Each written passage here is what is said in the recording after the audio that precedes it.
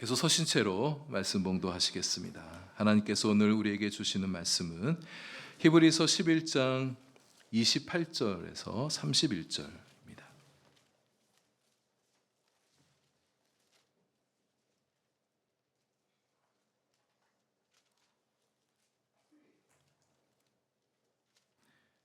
히브리서 11장 28절에서 31절까지의 말씀을 우리 다 함께 한 목소리로 봉독합니다. 믿음으로 유월절과 피 뿌리는 예식을 정하였으니 이는 장자를 멸하는 자로 그들을 건드리지 않게 하려 한 것이며, 믿음으로 그들은 홍해를 육지같이 건넜으나 애굽 사람들은 이것을 시험하다가 빠져 죽었으며, 믿음으로 7일 동안 여리고를 도니 성이 무너졌으며, 믿음으로 기생 라합은 정탐꾼을 평안히 영접하였으므로 순종하지 아니한 자와 함께 멸망하지 아니하였도다. 아멘. 기도하겠습니다. 하나님, 이제 주님 말씀 듣습니다. 우리 각자에게 주시는 세미한 음성이 들려지게 하시고 그 말씀 힘입어 우리 마음의 하늘 평안을 채우며 믿음이 조금 더 깊어지며 주님 사랑하는 마음도 좀 더 많아지는 저희들 되게 해 주옵소서. 예수님 이름으로 기도합니다. 아멘. 어버이 주일이 되면 시리즈 설교를 하던 중에라도 잠시 멈추고 부모님 공경에 대한 말씀을 주로 나눠 왔었는데요. 또는 관련된 주제의 말씀들 나눴었죠. 작년에는 노년의 의미라는 주제로 함께 말씀을 나눴었는데, 금년에는 히브리서 이 시리즈 연속 설교를 계속 이어갑니다만, 오늘은 좀 더 특별히 우리 성가대 찬양도 그렇지만 우리 부모님의 마음을 좀 더 생각하고 기도하는 그런 시간들이 되어야 될 것 같습니다. 그러나 부모 공경은 어버이 주일에만 마음 잠깐 기울이는 그런 게 아니겠죠. 주님께서 주신 십계명의 제 5계명, 약속 있는 첫 계명, 그대로 순종할 때 주시겠다고 축복하시겠다고 하신 계명이 부모님 공경에 대한 계명이죠. 우리 늘 우리 부모님 생각하면서 그 은혜에 감사하며 살아가는 그런 우리가 되어야겠습니다. 우리 성도님들도, 우리 교회 어른들도 우리 부모님을 섬기는, 대하는 공경한 마음을 가지고 우리 어르신들을 잘 모시고 섬기는 그런 교회, 아름다운 교회 될 수 있기를 바랍니다. 모세와 관련된 믿음을 계속 살펴봅니다. 모세의 믿음과 관련해서 우리는 지난 주일에 세 가지를 살폈습니다. 첫째는 모세 부모의 믿음에 대해서 함께 좀 이야기했었죠. 그럼 부모의 믿음이 자녀의 믿음을 견인해 갑니다. 그래서 우리 부모는 무엇보다 하나님을 가장 중요시하는, 하나님과 하나님 말씀을 가장 중요하게 여기는 부모가 되어야 됩니다. 두 번째, 모세는 세상의 만족과 기쁨보다 하나님의 영광을 더 주목했던 사람이었죠. 하나님의 영광스러운 미래를 내다보면서 현재의 고난을 잘 이겨냈던 사람입니다. 미래의 소망을 붙드는 사람은 현재의 고난을 이겨낼 넉넉한 용기가 있습니다. 셋째, 모세는 세상을 두려워하지 않았죠. 보이지 않는 분을 보이는 분과 같이 그렇게 여기는 믿음이 있었기 때문에 그렇습니다. 하나님의 힘은 세상의 모든 것을 이깁니다. 하나님을 믿는 사람은 세상이 두렵지가 않습니다.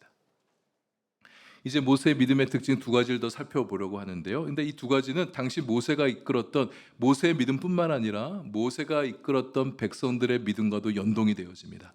하나님을 따르는 모세의 믿음을 보면서 백성들도 하나님을 따랐던 겁니다. 모세에게는 하나님 명령에 대한 온전한 신뢰와 순종이 있었었죠. 하나님을 향한 절대적인 신뢰가 그에게 있었기 때문에 하나님께서 낯설고 새로운 명령을 가지고 오셔도 기꺼이 순종했던 사람이었습니다. 출애굽 백성들도 모세가 그렇게 하나님께 순종하는 모습을 보면서 모세를 따라 기꺼이 순종했습니다. 그렇게 모세와 백성들의 마음을 합하여 순종했을 때 하나님의 놀라운 기적들을 눈앞에서 볼 수 있었습니다. 모세가 백성들을 이끌고 출애굽하려 할 때 하나님께서 모세를 통해서 바로 앞에 10가지 재앙을 펼쳐 보이셨잖아요. 마지막 재앙이 장자 죽음의 재앙입니다. 애굽의 바로 왕은 하나님께서 택한 백성을, 그 히브리 백성을 내보내라는 하나님의 명령에 계속해서 거듭 거절했습니다. 거부했어요. 그래서 9번째까지 참아주셨던 하나님께서 마지막 10번째 카드로 애굽의 장자를 치시는 재앙을 내리셨던 거예요. 하나님께서 보내신 사자가 밤에 애굽 땅을 두루 다니면서 애굽의 모든 장자들과 심지어 짐승의 초태생까지 치는 그런 재앙을 내리게 됐습니다. 그때 하나님께서 히브리 백성들에게는 두 가지 명령을 내리셨어요. 애굽을 떠나기 전에 히브리 백성들은 모두 가족마다 어린 양을 잡아서 마지막 만찬을 가져라. 이제 떠나기 전에 마지막 만찬을 가지면서 자기들을 구출해 주실 하나님을 기념하라 말씀하셨습니다. 이름하여 유월절 절기가 되는데요. 아직 구출된 건 아니지만 이제 구원의 역사를 펼쳐내실 하나님을 기대하면서 예식을 치르는 시간 가졌던 거예요. 근데 애굽을 떠날 때만 이 기념 의식을 하라는 게 아니라 가나안 땅에 들어가서도 이 예식을, 유월절 예식을 계속해서 지키라고 말씀하십니다. 이게 뭘 얘기하는 겁니까? 하나님께서 가나안 땅까지 이 백성들을 데리고 가시겠다 하나님의 의지를 표명하신 것이죠. 너희들 가나안 땅에 들어갈 거야. 거기서 이 유월절 제사를 지내야 된다 말씀하셨죠. 이때 잡은 어린 양을 식탁 위에 올려놓기 전에 그 피를 받아다가 각각의 집의 문설주와 좌우 임방에 그 피를 뿌리게 했습니다. 그리고 집 밖에 아무도 나가지 못하게 했었죠. 그렇게 했던 이유는 그 밤에 하나님의 사자가 애굽 전역을 다니면서 장자들을 칠 때에 그 집에 어린 양의 피가 뿌려져 있는 집은 건너뛰었던 거예요. 유월했던 거죠. 패스오버 한 것입니다. 어린 양의 피가 뿌려진 집은 들어가 치지 않고 건너뛰었던 거예요. 그래서 애굽의 집의 모든 초태생들은 그 밤에 장자들은 다 죽는 고통을 겪게 되었었지만 이 히브리 집의 백성들의 장자들은 다 안전했습니다. 여러분, 이 말씀이 우리에게 너무나 익숙한 말씀이라서 그런가 보다 이렇게 생각하기 쉬운데요, 이게 처음 이야기를 듣는 사람한테 굉장히 신기하게 들려질 수 있습니다.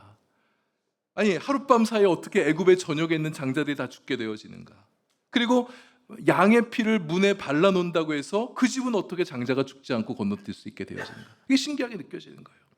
낯선 명령이죠. 모세에게도 낯설게 느껴지는 명령. 왜냐하면 이전에 이런 명령을 받아본 적이 없어요. 처음 들어보는 명령입니다. 그러나 모세는 순종합니다. 하나님의 말씀이라면 늘 믿음으로 순종하는 사람이요. 모세는 믿음으로 하나님 말씀에 순종해 왔던 사람입니다. 그래서 그의 손과 그의 지팡이를 통해서 하나님의 10가지 재앙이, 하나님의 역사가 펼쳐지는 것을 목도했었죠. 그래서 이제도 어떤 새로운 명령을 들고 찾아온다 하실지라도 그 명령에 순종할 준비가 되어 있던 사람인 거예요. 우리에게도 이런 믿음이 필요합니다. 이런 순종이 필요해요. 하나님께서는 우리의 믿음과 순종을 통해서 그분의 역사를 펼쳐 보이시는 분이에요. 여러분, 지난날 여러분의 인생 가운데 하나님 앞에 어떤 순종을 보여왔는지를 좀 헤아려 보시길 바랍니다. 하나님은 앞으로도 우리의 믿음과 우리의 순종을 통해서 그분의 역사를 펼쳐내시는 분이세요. 순종의 경험이 필요합니다. 그래서 순종해본 사람은 하나님께서 새로운 명령을 내리셔도 기꺼이 그 순종을 해낼 수가 있는 거예요. 그런데 순종 안 해본 사람은, 잘 안 해본 사람이라면 하나님께서 낯설고 새로운 명령을 들고 오시면 당황합니다. 순종을 머뭇거리게 되어져요. 머뭇거리다가 그냥 흘려버려요. 하나님의 새 역사를 경험해 보지 못하는 거죠. 그러면서 하나님께서는 나를 위해 아무런 역사도 행하시지 않는다고 불평하거나 원망하시면 안 됩니다. 내가 순종하지 않아서 지나가 버린 하나님의 은총의 역사가 얼마나 많은지 몰라요. 순종의 경험을 쌓아가는 우리가 되길 바랍니다. 순종의 누적이 많은 사람에게 하나님의 역사도 더욱 힘있게 펼쳐져 가는 거예요. 아니, 하나님도 이왕이면 순종 잘하는 사람을 통해서 하나님의 역사를 펼쳐 보이고 싶지 않겠어요? 성경에는 히브리 백성들 중에 모세의 이 말을 듣고 거부했다는 그런 기록이 없습니다. 그러니까 백성들도 순종 다 잘한 거예요. 그간 모세를 통해서 보여준 하나님의 재앙을 그들도 봤잖아요. 그렇기 때문에 믿지 않을 이유가 없습니다. 그런 개 중에는 믿음이 있지 않은 사람도, 믿음으로 이 일을 받아들이기 힘들어하는 사람도 있을 수 있겠죠. 뭐 이렇게까지 해야 되나? 양의 피를 문에 바른다고 해서 뭐 이렇게 일이 되어지는가? 글쎄, 뭐 이렇게 의심하는 사람도 없지 않아 있었을 것 같습니다. 그럴지라도 그들 모세를 따라 순종했어요. 되게 중요한 포인트가 있습니다. 때로는 우리에게 믿음이 좀 부족해도 순종해 보는 거예요. 순종하고 난 후에 믿음이 붙기도 합니다. 순종이 믿음을 창조하기도 하기 때문에 때로는 다 이해가 되지 않아도, 여러분, 우리가 하나님께서 말씀하신 거 다 이해되어 순종하는 게 아니라 그냥 하나님 신뢰하기 때문에 순종할 때가 많잖아요. 순종하고 나면 우리에게 믿음도 더해 주시는 은혜를 경험하게도 되어집니다. 믿어야 순종하지, 맞죠. 믿어야 순종하는 게 대부분 많습니다. 그러나 꼭 그렇지만 않습니다. 순종하고 나면 믿음의 역사를, 믿음이 만들어진 것도 경험하게 하신 거예요. 성경에 보세요. 믿음으로 순종한 사람 얘기도 많지만 순종하고 난 다음에 믿음을 갖게 되어진 사람 얘들도 적지 않게 나오고 있습니다. 만약 히브리 백성들 중에 모세의 이 말을 믿지 않고 거부한 사람이 있었다면, 모세를 통해서 하나님께서 하신 명령인데 이것을 거부한 사람이 있었다면, 유월절 절기시키지 않은 거예요, 어린 양의 피를 문설주에 바르지 않은 거예요, 이런 사람은 그의 집에도 애굽의 집처럼 장자가 죽는 재앙을 받게 되었을 것입니다. 순종했기 때문에 산 거죠. 순종이 축복입니다. 현대 사회가 개인주의 사회다 보니까 우리 신앙도 많이 개인주의화 되어가는 것 같아 보입니다. 물론 개인 신앙이 참 중요해요. 하나님 앞에 단독자로 서지 못하는 사람의 신앙은 굉장히 약합니다. 우리 하나님 앞에 각자 1대1로 하나님 앞에 단독자로 설 수 있어야 돼요. 그러나 때로는 여러분 공동체입니다. 하나님께서 세우신 지도자와 좋은 믿음의 본을 보이는 성도들이 있죠. 그들을 따르는 것도 믿음의 행동입니다. 나의 생각과 리더의 생각이 달라도 리더의 생각을 존중해 주는 것이 믿음의 행동이기도 합니다. 물론 리더가 하나님을 믿는 믿음으로 순종한다는 것이 전제가 되긴 해야겠죠. 다 납득이 되어지지 않아도 부모가 믿음으로 어떤 일을 행한다면 자녀가 부모를 보고 따르는 것도 믿음입니다. 교회 목회 리더십과 당의 어떤 결정과 방향이 다 동의가 되어지지 않아도 그들이 기도하고 믿음으로 행했다면 따라줄 수 있는 것이 성도입니다.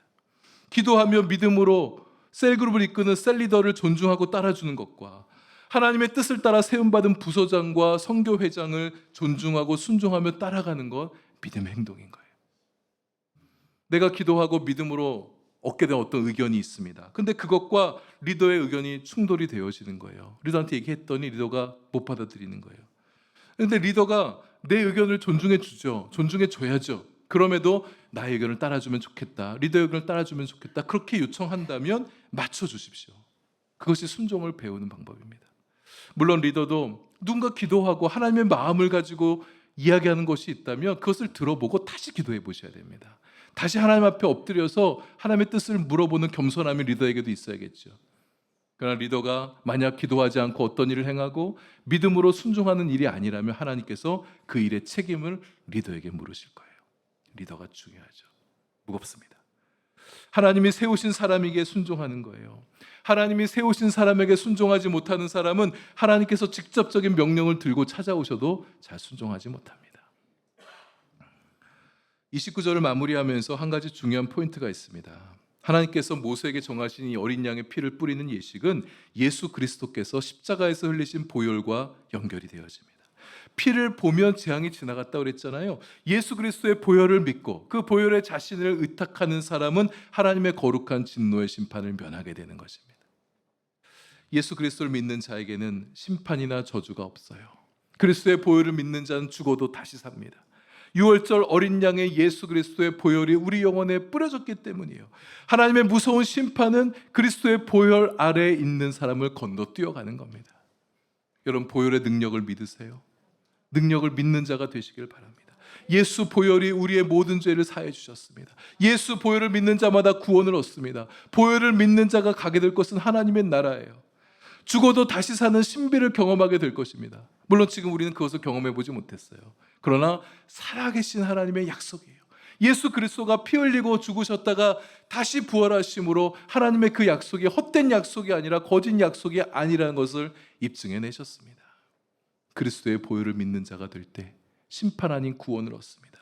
영원한 생명을 얻고 사탄에 대한 완전한 승리를 얻고 내 힘으로 이겨내지 못하는 죄에 대한 승리를 경험하게 될 거예요. 그리스도의 보혈은 하늘과 땅을 잇는 보혈입니다. 그리스도의 보혈을 믿을 때 우리는 하나님과 좋은 친목의 관계를 누리며 살게 될 거예요. 그리스도의 보혈이 뿌려진 나, 그리스도의 보혈이 흐르는 나, 우리는 이 땅에서도 담대하게 불안하지 않고 걱정과 염려 없이 살아갈 수 있는 담대함과 용기를 가지며 살아갈 수가 있습니다. 그리스도의 보혈은 우리 마음에 평안함과 담대함을 가져다 주기 때문이에요. 모세의 믿음과 관련하여 또 모세를 따랐던 백성들의 믿음 한 가지를 더 나누면 29절입니다. 믿음은 장애물을 만나도 앞으로 나아가는 거예요. 믿음으로 모세와 백성들은 홍해를 육지같이 건넜다 했습니다. 바다를 마른 땅처럼 여기며 건너는 믿음이 그들 안에 있었던 거예요. 출애굽기 14장을 배경으로 하는 말씀인데요. 모세와 백성들이 탈애굽한 후에 약속의 땅으로 나아갈 때 얼마 되지 않아서 그들 안에 첫 번째 장애물을 만나게 됐습니다. 홍해를 만난 거예요. 배도 없이 어떻게 바다를 건너갈 수 있겠습니까? 그러나 그들 뒤로 물러서면 안 되는 거예요. 뒤를 돌아보니까 애굽의 군대가 자기들 잡아 죽이겠다고 막 따라오고 있는 거예요. 여러분, 앞에 장애물이 있다고 해서 뒤를 돌아 애굽의 군대에게 투항하면 되겠습니까? 군대에게 다시 붙잡혀서 옛날 노예로 살던 그런 삶의 형편으로 돌아가면 되겠습니까? 안 되죠.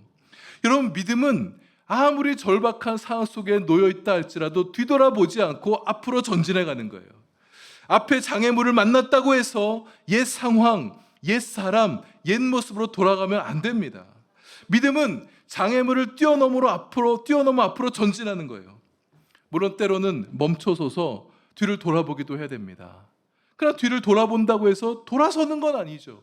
돌아보는 것은 앞으로 더 잘 가기 위해서 돌아보는 거예요. 때로는 장애물을 만나면 돌아가기도 해야 됩니다. 무조건 직진하는 것이 정답은 아니죠. 그러나 우회할 수 있는 길이 없다면 정면 돌파만이 답입니다. 우왕좌왕하며 안절부절하며 심히 두려워 떨고 있던 그 백성들이었었죠. 이렇게 죽을 바엔 차라리 애굽에서 노예로 살아가게 하자, 왜 우리를 여기로 데려와서 죽게 하느냐, 이렇게 불평과 원망을 모세 앞에 쏟아놓는 백성들이었었습니다. 그때 모세를 봐야 돼요. 모세는 어떻게 했습니까? 두려워하지 않았어요. 전혀 요동하지 않았습니다. 모세가 왜 그럴 수 있었을까? 하나님을 믿는 믿음이 있었기 때문에. 그들을 이끌어내신 하나님이, 약속의 땅까지 데려놓으시겠다고 말씀하신 그 하나님이, 가나안 땅 약속의 땅에 들어가서도 유월절 제사를 지키라고 명령하셨던 그 하나님이 여기서 그들을 죽게 하지 않으실 것이라는 믿음이 모세에게는 있었던 거예요. 그래서 불안하고 두려워 떨고 있는 백성들에게 담대하게 말하죠. 잠잠하라. 그리고 눈을 들어 하나님을 바라보게 합니다. 너희는 두려워하지 말고 가만히 있어서 여호와께서 오늘 너희를 위하여 행하시는 구원을 보라. 하나님께서 너희를 위하여 싸우시리니 너희는 가만히 있을지니라. 그의 믿음에 찬 말에, 그 한마디 말에 모든 백성들이 잠잠해졌습니다. 여러분, 하나님의 사람은 이런 거예요. 믿음으로 주변의 소란함을 잠재울 수 있는 사람, 이게 믿음의 사람입니다. 믿음 없는 사람들이 세상 일 앞에, 이것저것 앞에 불안해하고 초조해하고 두려워하고 걱정하고 두려워할 때, 여러분 똑같이 믿음 없는 세상 사람들은 똑같이 불안해하거나 초조해하지 마시길 바랍니다. 걱정하고 두려워하지 말고 하나님 바라보고 굳게 서서 믿음의 사람의 담대함을 보여주시길 바랍니다. 하나님께서 나서주십니다. 이렇게 믿음으로 선 사람 어찌 하나님께서 외면하십니까? 도도히 흐르는 강물을 하나님께서 능력으로 그 손으로 막아서서 갈라지게 하시고 좌우에 거대한 벽을 만들어내시고 백성들이 그 바다를 건너가게 하신 거예요. 바다 가운데를 마치 땅을 건너듯 가게 하신 거예요. 여러분, 이때 백성들에게는 믿음이 필요한 일입니다. 벽처럼 서 있는 물이 언제 다시 쏟아져 내릴지 아무도 모르기 때문이에요. 두려울 수 있습니다. 그러나 그들은 믿음으로 바다를 땅을 밟듯 건너갈 수가 있었던 거예요. 성도 여러분, 예수님 믿는 우리들에게도 장애물들이 올 때가 있습니다. 장애물을 만날 때가 있어요. 하나님께서 약속하신 그 땅을 걸어가는 동안에 이 백성들 앞에 홍해만이 아니에요. 숱한 장애물들을 만나게 됩니다. 예수님 믿는다고 해서 고난이 없지 않습니다. 그럼에도 불구하고 믿음이란 그 고난 앞에 굴복하지 않고 좌절하지 않고 고난을 헤치고 나아가는 거예요. 고난 중에 함께 하신 예수 그리스도를 신뢰하고, 고난 넘어 먼저 길을 가고 계신 그 예수 그리스도를 신뢰하고, 고난 중에도 사랑과 은혜를 베풀어 주신 그 하나님을 경험해 가면서 그 고난의 끝에서 놀라운 선물을 들고 준비하고 계신 그리스도를 소망하면서 나아가는 것, 이것이 바로 믿음인 것입니다. 장애물을 만날 때, 고난을 만날 때 눈을 들어 장애물 너머를 보시기 바랍니다. 고난 너머를 보시는 거예요. 그것이 믿음입니다. 우리가 부르는 찬양처럼 우리 앞에 시련의 바다, 고난의 바다를 만나게 될 때 그 고난의 바다를 능히 갈라내시는 하나님이신 거예요. 때로는 그 바다를 가르지 않으면 바다 위를 걸어가게 하신 하나님이십니다. 우리 앞에 장애물을 만나면 장애물을 치워주시는 분이세요. 때로는 그 장애물을 디디고 나아가게 하신 하나님이십니다. 근데 여러분, 놀라운 것은 여기에 믿음의 점프가 있어요. 치워주시지 않고 딛고 건너가게 하실 때, 뚫고 나아가게 하실 때 믿음의 진보가 있습니다. 믿음의 힘이 커지고 존재의 힘이 커지게 되어지는 거예요. 그래서 왜 장애물 치워주지 않느냐고 불평하지 마시고 이것을 딛고 가게 하시는구나. 그 하나님을 바라보면서 나아가는 믿음의 사람이 되시길 바랍니다. 근데 뒤따라오던 애국 군대가 홍해를 건넌 히브리 백성들을 보면서 자기들도 뒤따라 바다 안으로 뛰어들어갑니다. 그러자 출애굽기 14장을 보게 되면 하나님께서 벽처럼 막아섰던 물을 다시 흐르게 하세요. 그래서 백성들이 다 건너고 난 다음에 뒤쫓아오던 애국 군대는 이 바닷물에 다 빠져 죽게 되는 거예요. 이를 두고 29절이 이렇게 말씀합니다. 애굽 사람들은 이것을 시험하다가 빠져 죽었다. 애굽 사람들도 바다가 갈라져 있는 모습을 보면서 신기했겠죠. 놀랐겠죠. 어떻게 저런 일이 일어날 수 있을까? 근데 히브리 백성들이 홍해를 건넌 모습을 보면서 자기들도 그냥 같이 덩달아 따라 들어갔습니다. 근데 히브리 백성들은 하나님을 믿고 하나님께서 물을 양쪽에서 잡아주실 것을 믿고 바다를 건넌 거예요. 그러나 애국 군대는 하나님을 믿고 바닷속에 뛰어든 게 아니라 저들도 건넜으니 우리도 막연히 건널 수 있겠다는 그런 생각을 가지고 뛰어든 겁니다. 히브리 백성들의 출애굽은 하나님의 뜻이에요. 그러나 애국 군대는 하나님의 뜻을 저지하겠다고 바다 안을 겁도 없이 뛰어든 겁니다. 하나님을 시험한 것이죠. 하나님이 자기들에게 어떻게 할지를 생각하지 않고 뛰어든 겁니다. 믿음이 없으면서 믿음의 사람을 흉내내는 일이 얼마나 위험한가에 대해서 말해준 대목이죠. 이런 유사한 이야기가 사도행전 19장에도 나오는데요. 하나님께서 바울의 손에 엄청난 능력을 주셨습니다. 여러분 아시잖아요. 바울이 얼마나 큰 능력을 행했습니까? 19장에 사도행전 19장에 보면 바울의 몸에 좀 신비로워요. 손수건과 앞치마를 얹어둔 것을 가져다가 병든 사람에게 올려놓으면 그 병이 떠나가는 역사를 보여줬습니다. 놀랍죠. 또 악귀도 쫓겨나가는 일을 행했던 거예요. 그 모습을 스게와라고 이름하는 한 제사장의 7 아들이 그 모습을 보게 됐습니다. 근데 바울이 하는 걸 보니까 예수님의 이름을 의지해서 예수의 이름을 부르면서 예수 이름으로 명하노라, 명하노라 뭐 이런 말하면서 귀신을 쫓아내는 그 모습을 본 거예요. 그러자 악귀에 들린 한 사람을 보게 됐는데 똑같이 따라해 본 겁니다. 이 스게와 7 아들이 자기도 예수 이름으로 명한다 했겠죠. 그러자 악귀가 내가 예수도 알고 바울도 아는데 너희는 누구냐? 그러면서 그 7 아들에게 달려들어서 그들에게 상해를 입히고 옷도 벗겨준 채 그들이 도망치는 사건이 사도행전 19장에 기록되어 있습니다. 스게와의 7 아들은 예수님을 믿는 믿음으로 축사한 게 아니었어요. 예수 이름의 권세를 진짜 믿고 의지하고 축사한 게 아니라 그저 흉내만 낸 것이죠. 믿음 없이 믿음의 흉내만으로는 하나님의 능력을 경험하기 어렵습니다. 경건의 능력 없이 경건의 모양만으로는 하나님의 능력을 매개하지 못합니다. 여러분 우리 진짜 믿음을 키워가면 좋겠어요. 진짜 경건의 능력을 쌓아가는 우리가 되면 좋겠습니다. 믿음의 흉내만 내지 마시고 기도의 흉내만 내지 마시고 찬양의 흉내만 내고 예배의 흉내만 내고 예수님 사랑하는 흉내만 내지 마시고 진짜 믿는 우리가 되면 좋겠어요. 진짜 기도하시고 진짜 찬양하시고 진짜 예배하시고 진짜 예수님 사랑하는 우리가 되면 좋겠습니다. 그럴 때 모세에게 있던 믿음이 우리에게도 생기고 바울에게 있던 그 믿음이 우리의 믿음도 되어지는 거죠. 그러면 저 뒤에 38절에 나온 말씀처럼 세상에 감당하지 못하는 믿음의 사람으로 서가게 되는 거예요. 여러분 우리 그런 믿음의 사람이 되면 좋겠습니다. 진짜 믿음의 사람. 좀 더 속도를 내겠습니다. 이제 성경은 광야 40년은 생략하고 여리고성이 믿음으로 무너진 이야기로 넘어갑니다. 홍해를 건넌 뒤부터 여리고성에 도착하기까지 백성들은 앞에 히브리서 3장 우리가 살펴봤잖아요. 하나님 말씀에 순종하지 않습니다. 거역하고 불순종의 역사를 반복해서 보여줘요. 히브리서가 주목해볼 이야기가 광야 40년에는 없는 거예요. 여러분과 저의 믿음은 하나님이 주목해 보시는 믿음이면 좋겠어요. 우리 인생을 살아가는 동안 우리의 믿음을 보시면서 하나님이 좀 주목해 보셔야 될 텐데 세상 사람들도 우리의 믿음을 보고 우리의 믿음을 귀담아 듣게 되어진 그런 믿음의 이야기를 간직하는 우리가 되면 좋겠습니다. 도무지 믿음의 이야기 볼 게 없구나 이런 우리가 되지 않았으면 좋겠어요. 모세의 후계자 여호수아가 이끄는 백성들 이 성을 정복할 때 7일 동안 돌면 성이 무너질 거라는 하나님 명령에 순종합니다. 여호수아 6장에 나온 얘기잖아요. 가나안 땅에 들어가 제일 마주하는 처음 하게 되는 전쟁입니다. 굉장히 치열할 것 같아요. 왜냐하면 여리고성 난공불락의 성이거든요. 근데 하나님께서 이 여리고성을 정복할 승리의 전략을 가르쳐 주시는데 뭐라 그러냐? 그저 그 성 둘레를 7바퀴를 7일 동안 돌래요. 싸우는 게 아닙니다. 그저 침묵 속에서 하루에 한 바퀴씩 돌기만 하는 명령을 주셨습니다. 터무니없어 보이죠? 그리고 마지막 날에는 7바퀴를 돌 때, 마지막 7바퀴 돌 때는 나팔을 불고 함성을 질러라 이렇게 얘기합니다. 터무니없음을 더 두드러지게 만든 명령입니다. 여러분, 이 명령을 받은 모세와 백성들 어떻게 할까요?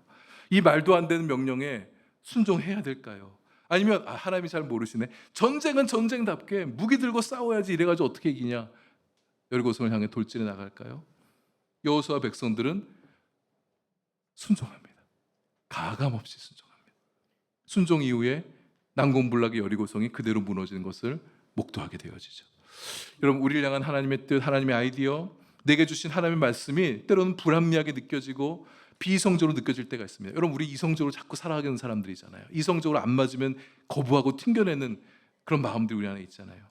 그래서 이건 아니지 않습니까? 반문하기도 하고 따져들기도 하고. 그러나 여러분, 비합리적이고 다소 어색하게 느껴져도 이것이 하나님의 뜻이라면, 하나님이 이성 안에 갇힌 분이시겠어요? 이성을 초월해 역사하신 분이시잖아요. 그럴 때 우리가 순종해 보는 거예요. 순종하면 기적을 경험합니다. 말도 안 되는 일이 일어나는 거예요. 안 될 것 같은 일이 되는 거예요. 우리 신앙의 여정 앞에 떡하니 여리고성을 만날 때가 있습니다. 그럴 때 두려워하지 마시고 강하고 담대한 마음 품으시면 좋겠어요. 믿지 않는 가족 식구들이 나한테 여리고성처럼 느껴질 수 있습니다. 자신의 내면 안에 있는 어떤 죄, 나쁜 습관, 무기력함, 비겁함, 자신 없어하는 마음도 내 안에 있는 여리고성일 수 있어요. 나를 힘들게 하는 어떤 사람이 내 앞에 여리고성처럼 느껴질 수 있고, 어떤 일이 무너지지 않을 것 같은 어떤 일이 내 앞에 여리고성처럼 느껴질 수 있습니다. 난공불락의 여리고성도 무너졌어요. 어떻게? 믿음으로 무너졌습니다. 하나님께서 그 믿음을 보시고 역사하신 것이죠.